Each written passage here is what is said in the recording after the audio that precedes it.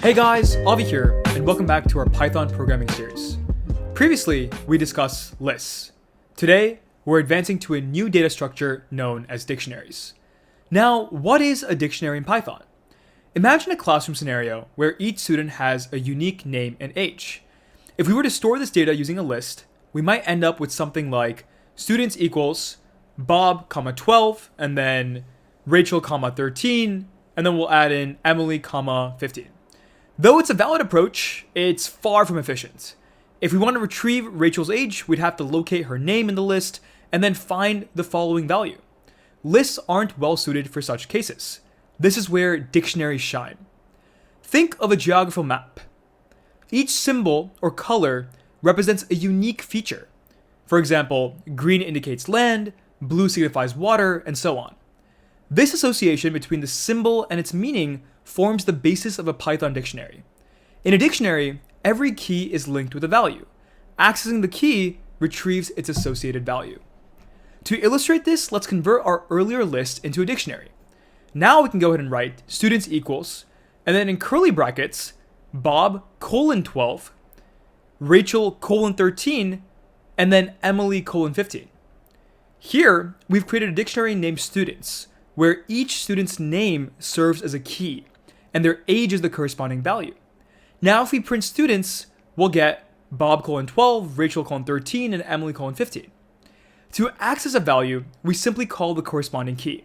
For instance, to determine Rachel's age, we can type students and then in square brackets Rachel, which will return 13. Similarly, students Bob will give us 12. This demonstrates the fundamental functionality of dictionaries, creating a dictionary and accessing its values. Next, let's say Rachel just celebrated her 14th birthday, and we want to update her age in our records. We can do so by setting the new value to the key, like this. Students Rachel is equal to 14. Now students will show that Rachel's age has been updated to 14. What if a student, say Emily, leaves the school and we want to remove her record? Python provides the del function to delete an entry from the dictionary. We simply specify the key we want to remove, for example, del, students, and then in brackets Emily, and now Emily's record is now deleted from the dictionary, leaving only Bob and Rachel. There are also other useful dictionary operations like determining its length using the len function. Calling len of students will return the number of entries in the dictionary. However, an important rule while working with dictionaries is to ensure the keys are unique.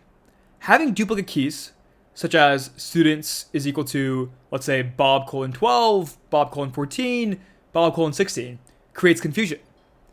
Python doesn't know which Bob you're referring to when you access the key, so it defaults to the last one specified.